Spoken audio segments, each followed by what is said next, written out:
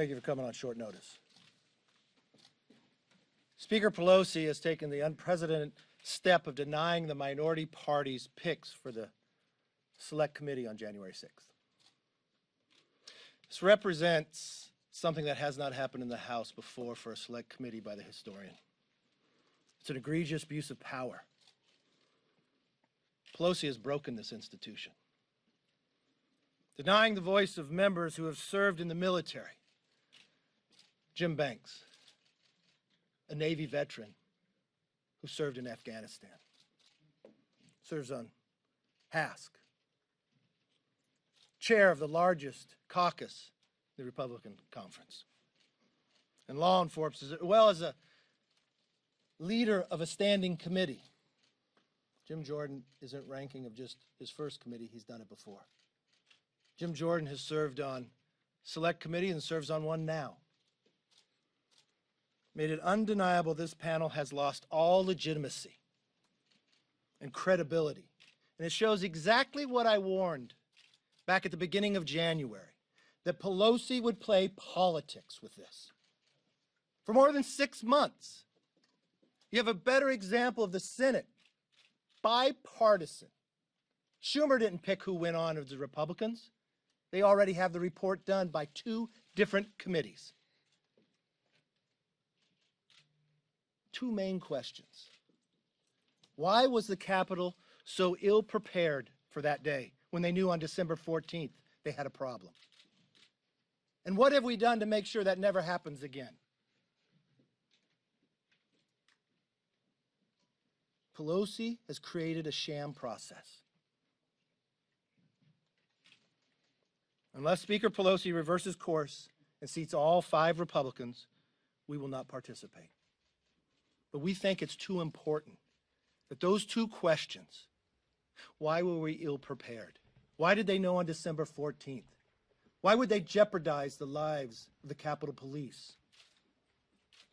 We will run our own investigation. We have law enforcement, we have military, we have doctors, we have people from all walks of life. They want to know the answer. The American people deserve that. They don't deserve politics. They don't deserve destroying the institution. No committee in Congress will work if one person is picking all who can serve. This has not happened before. House Democrats must answer this question. Why are you allowing a lame duck speaker to destroy this institution? This is the people's house, not Pelosi's house. We will do our job, though. We asked to do our job. We want to do our job. I may object to the people that she put on the committee, but I respect her right to do it, just as every leader has done before. To destroy an institution for your own political gain. America expects more and deserves more. With that, I want to bring up Congressman Jim Banks, individual who served his country in Afghanistan, served in a state legislature, serves in Congress, is chair of the largest caucus in the Republican Conference. Jim Banks. Thank you. I thank the leader first and foremost for his trust that he placed in me as a leader of our party to put me in charge of this Republican effort. This just goes to show how partisan of an exercise we said this was all along. That Nancy Pelosi would take me and Jim Jordan first off of this committee and the rest of us as well by rejecting the first 2 of us. She knows that we were prepared to fight to get to the truth, to find the facts about what happened on that day to make sure that January 6th would never happen again. But she doesn't want to go down that path. She knows that we're already asking questions in just the first couple of days that Leader McCarthy appointed us to this task, questions that Democrats have never asked about why the Capitol was vulnerable on that day when we had intelligence for weeks leading up to January 6th that told us that something dangerous would happen on January 6th. She knew we would fight back against their political games, And that's why she didn't want us to participate in this committee. It just goes to show this is entirely a political exercise on her part. It's a shame. The American people deserve better. They demand answers about January 6th because the American people demand that their leaders step up to make sure that it never happens again. But we all know that this is an exercise in politics. It's not an exercise in finding the facts, and that's what's unfortunate about the Speaker's move. It just goes to show, it begs the question that all of us should be asking, what is the Speaker afraid of? I'll leave you with that. Jim Jordan.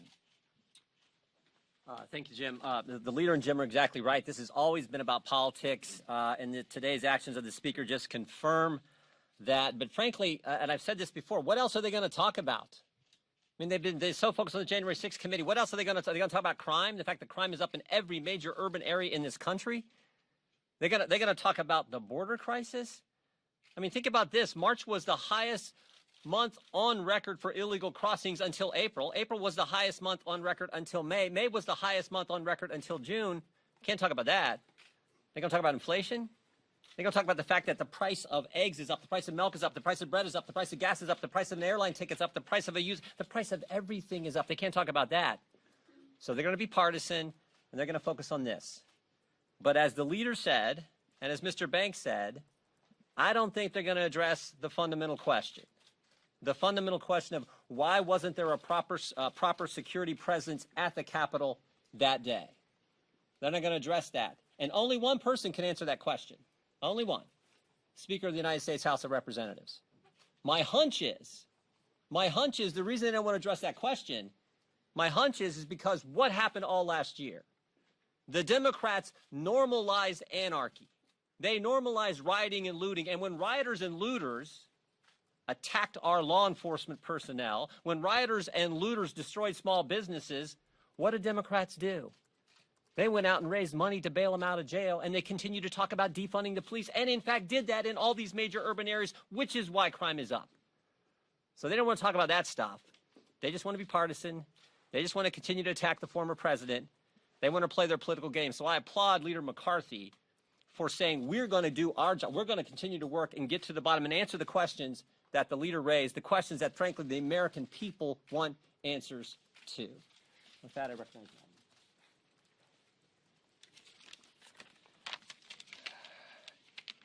On the evening of January 6th, when we reconvened to take the certification of the election results from our states, I actually spoke with Speaker Pelosi on the dais, and she brought up a bipartisan bicameral commission to me at that point in time. I introduced a bill to create a bipartisan bicameral commission. We had some questions about how this would be implemented, and Speaker Pelosi decided instead to put forth her own select committee that we now know is a completely partisan process. It's very disappointing because I think all of us were looking forward to our first hearing next week to be able to get answers to some of the questions that were raised by Leader McCarthy, by Ranking Member Banks, and by Jim Jordan. But we're not going to get those answers in even a partisan manner on this committee because she chose to take the unprecedented step to try and veto our own members. We are going to continue to ask questions. And frankly, there are many unanswered questions about why this Capitol was so unprepared. And the key question, as Leader McCarthy said, is, are we in a better position now, security-wise?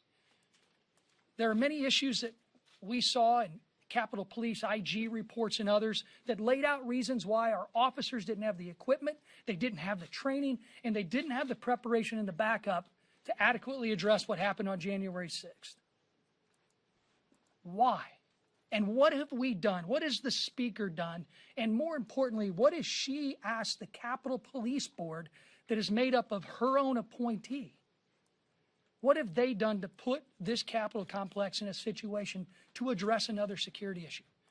Those questions would have been asked. Those questions will still be asked, regardless of whether or not she continues to play politics. And I'll end with this by saying, I've seen and witnessed political violence personally out on a baseball field in Virginia just a few short years ago. I've seen what well-trained Capitol Police officers like David Bailey and Crystal Griner were able to do to run toward gunfire as we ran away from it.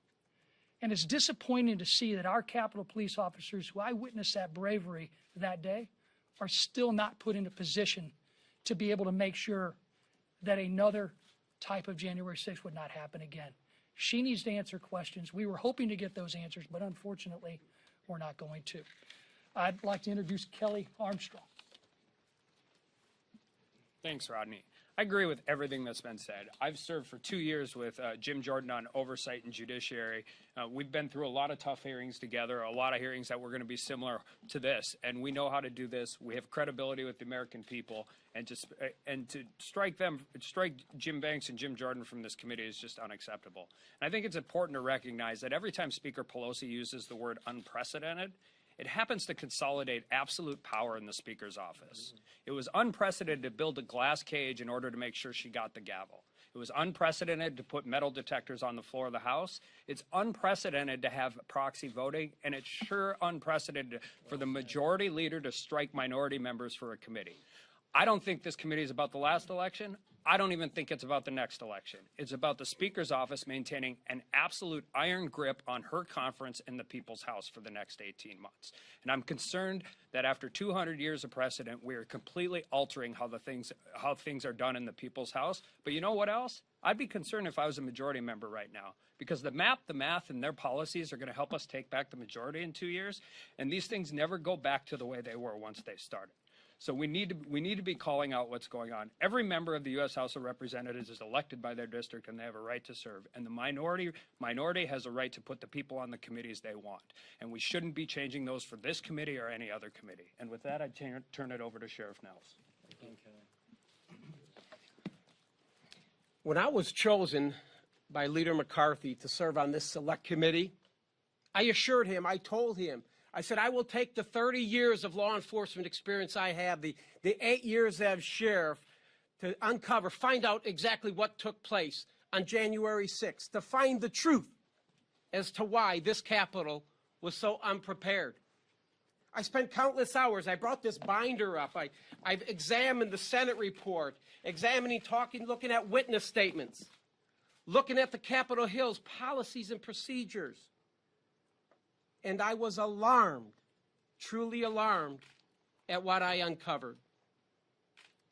I was certainly prepared to help this committee get to the truth. I wanted to get to the truth. But unfortunately, Speaker Pelosi has shown that she's more interested in playing politics. I stand with Leader McCarthy and the other colleagues on this committee. I assured the leader that I will continue to play a role and do everything I can to make sure that what took place on January 6th can never, ever happen again in this great country of ours. I made that commitment. I will remain strong in that commitment to the leader. Thank you. Yes, sir. Mr. Leader, you're complaining that you don't have a bipartisan opportunity here to investigate January 6th, but you stood in the way of a bipartisan commission that would be made up of independent members, an equal number of Republicans and Democrats. Your conference voted against that, at least a majority of your conference voted against it, and it was blocked in the Senate.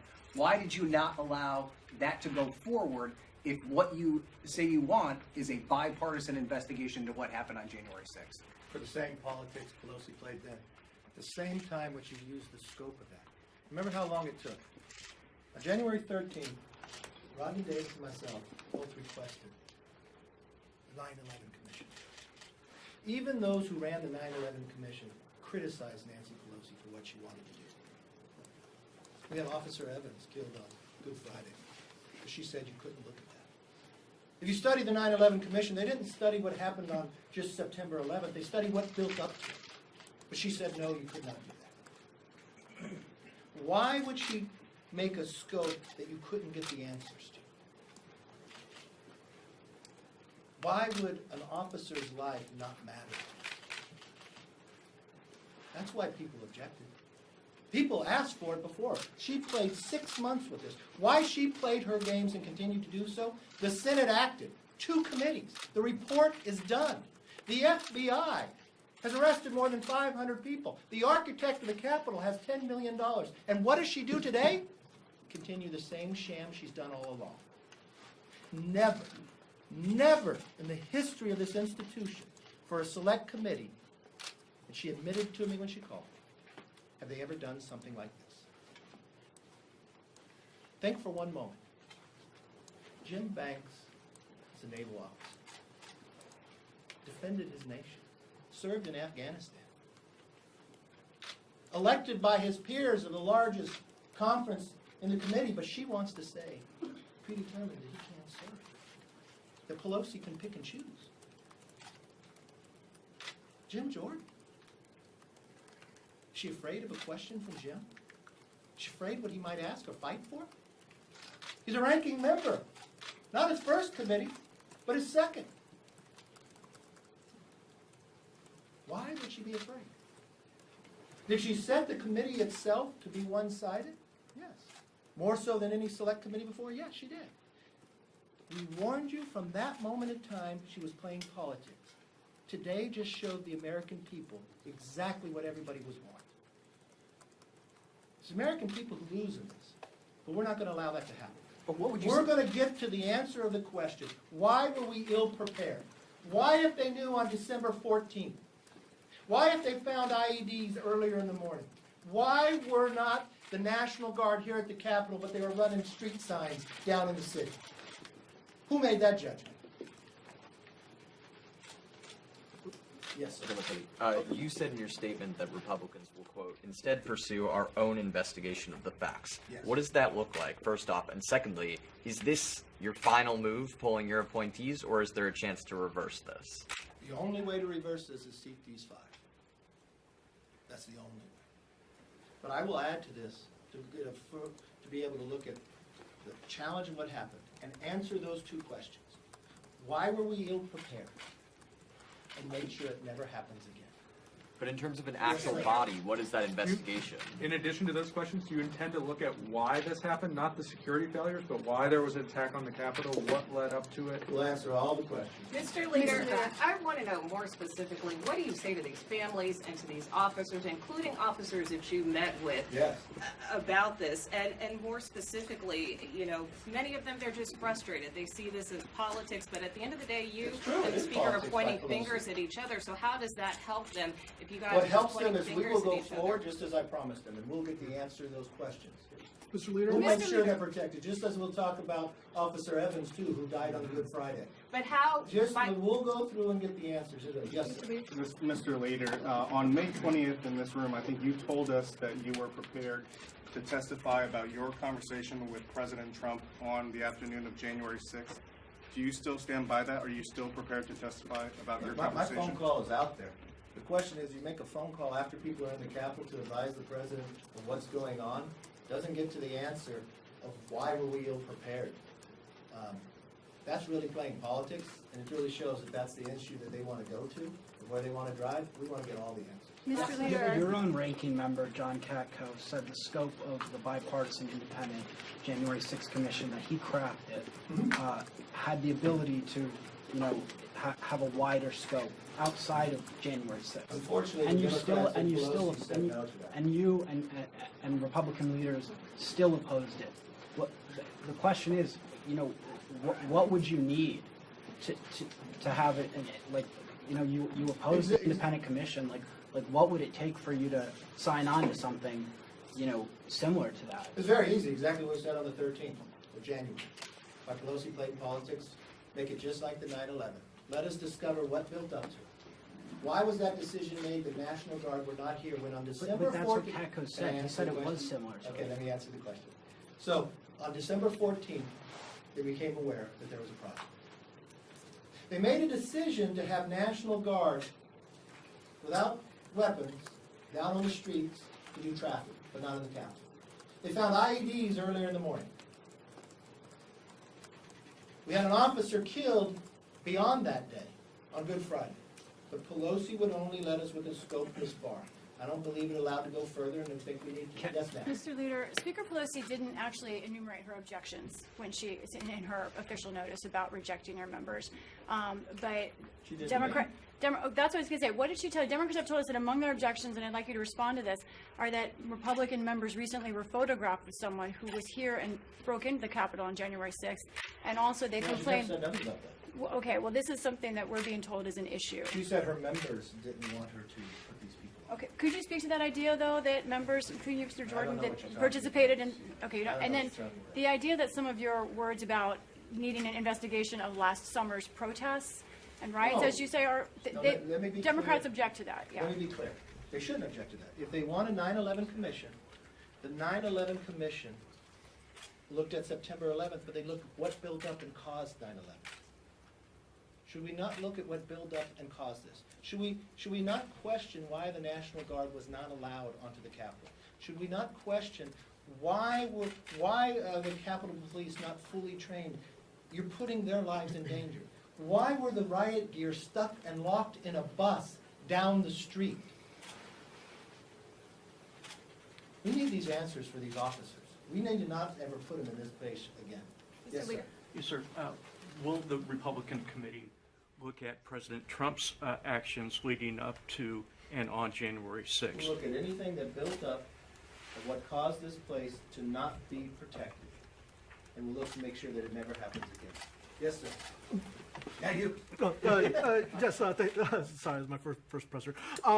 You mentioned Mr. Banks and Mr. Jordan not being allowed on, but at the same time, given that Mr. Jordan is a ranking member and Mr. Banks also is a leader of a large caucus, Mr. Davis is also, or Representative Davis, I'm sorry, Representative Davis is also a ranking member, and Speaker Pelosi didn't object to it, and then Representative Nels also voted to object, along with Representative Banks and Representative Jordan. Why do you think there was a difference between her objecting to Representative Banks and Representative Jordan as opposed to Representative Davis I and don't know, because Representative she Nels? named a chairman who objected to presidential, and she has Raskin who objected and asked for an impeachment too. So I don't know if the objection matters because her members have objected before. Yes, sir. Leader McCarthy, the locked bus with the gear on it, that's a finding from the Senate report. Yeah. I mean, that's exactly what they investigated. What do you want to find out? Who locked the bus?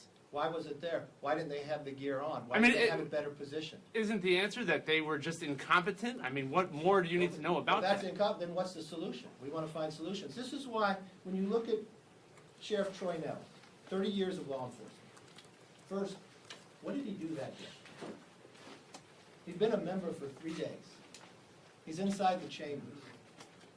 People are breaking in. First, he joins other members and they barricade the door. People are breaking the glass. Officers have their weapons drawn to protect from people coming in. A member for only 3 days. We didn't call him congressman that day, we called him sheriff. You may have watched the photos. He looks through the glass. He doesn't have a weapon, but he calms the situation. He talks to those who are on the other side. That's a leader. He sat through the entire Senate report. He's laid out every chronological order of what has taken place. He used his own experience of being a sheriff from 8 years, preparing for situations just as what he was drawn into. And he has even more questions. That's why he wanted to serve. That's why we put him on. This is a microcosm of our conference. We have a right to name. But this is what Nancy Pelosi is denying. Yes, ma'am. When you initially laid out your reasoning coming out against the bipartisan commission, you kind of raised concerns about any additional investigations here, this is good. interfering with other federal investigations that are ongoing and Well, there's a prosecutions. concern.